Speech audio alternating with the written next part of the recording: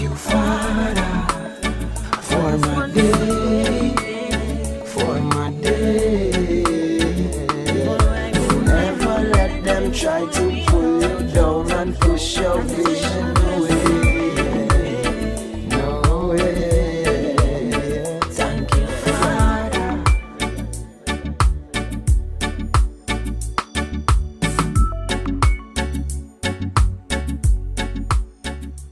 I just want to say thank you very much to Judah. How can I call you Judah? Good. SelfMade Studios for taking the initiative to celebrate the contemporaries. Us. We are going to be moving forward. We are going to have to work together and collaborate. I think it's a very great initiative to help us recognize what we have as a unit so that we could understand how powerful we are when we work together. So SelfMade Studios doing a great thing, and I hope that a lot of you all come out and allow your stories to be shared so that a lot of people could be inspired and understand that you don't have to do it alone. Okay? Cool. That's the first thing. Well, for me, my journey was an interesting one because at that time, I mean, I ain't that old, but telling mommy and daddy that I want to be a filmmaker wasn't like saying I want to be a doctor, a lawyer. You know how it goes. But from the get-go, they did support me. They understood that this was something I wanted to do, and everything that I did as a child was geared towards that, be it pretending to be a Ninja Turtle and create my own costume, to scrapping and I guess assembling like old cars and stuff like that and putting it back together. I was just into understanding story on all levels. You know, how is something created from nothing? How is it built? How does it function? So my granddad, he used to give a lot of stories. We used to sit on the banister, and there was like a little cow on the river, over on the river bank, and he would make up stories about that. And then when I got a little older, I used to watch a show called Movie Magic on cable. And that's when I used to get the behind the scenes of how movies are done. Mommy used to call me every time. Hey, Steven, Movie Magic, come and take this in. I could be playing cricket, I could be doing whatever. I'm going to look at Movie Magic. Then it went on to going to Presidente in Sawa. I would go, that was my cinema class there for a while. Going to Presidente, taking in all these movies and making it happen. So from the age of 7, I realized, hey, you know what, Mommy? I want to be a special effects makeup artist, director. Because I was always fascinated about shows like Gremlins and Jurassic Park and all these kind of films. Well, from the get-go, Mommy said, boy, that a little costly, you know. This is no little fly-by education you're looking for. But I will support you. So from that day on, I realized that, hey, I don't have the financial backing, I guess, from my family to support my education, and plus I'm the first person to kind of come out with the whole university experience and all of that. So it was something that I had to pioneer on my own, but I always had the support, so that's what made it very easy. Just knowing that we have loved ones pushing you in a direction, that always made it, I guess, easier. And from that day on, I just started to research, you know, which school teaches special effects, which school does you know, prosthetic makeup.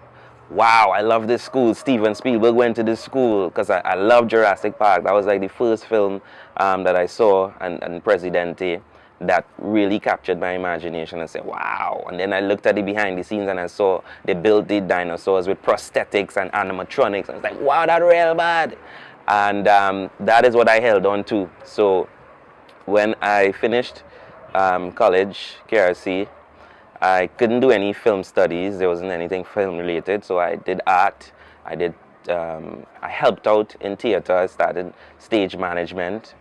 Miss Lemont Harper gave me that opportunity to be a stage manager. I did languages, so Spanish and French.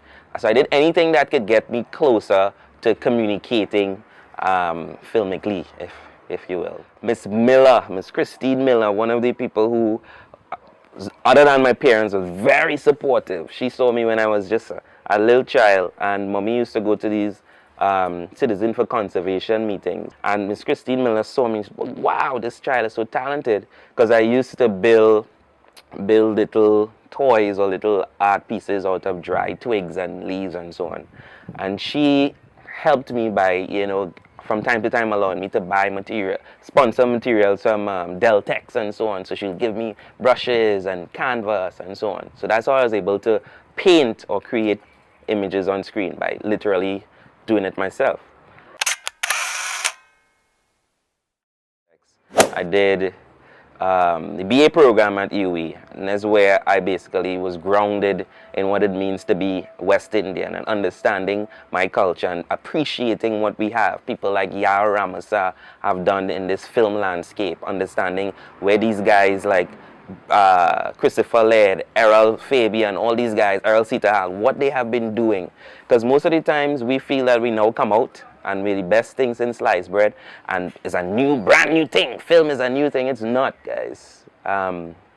People have been pioneering this whole film wave, if you will, for a very long time, and it's our responsibility to, I guess, take the mantle, or share it even, and collaborate with these people who have been pioneering it from day one. Hey, everybody. You know the hardware of the road? Yeah. By Chalo Junction? The upstairs, downstairs house. Right. How do you think them get big so fast?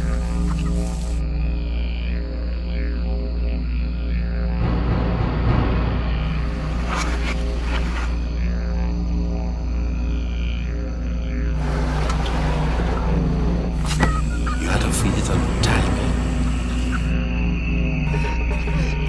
Otherwise, crap will smoke it like. You take it now? Nah, I can't do that. It find you.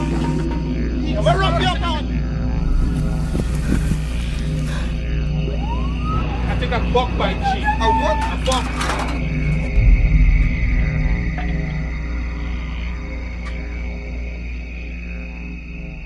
And from there, I got accepted to the University of Southern California to do a graduate program there. Epic. I remember when I was talking to one of my lecturers, Christopher May, at the time music coordinator, saying, Stephen, you know, this is a great school and so on. It's not easy to get into, but I believe you could. And that belief, again, that support is what drives you and fuels you.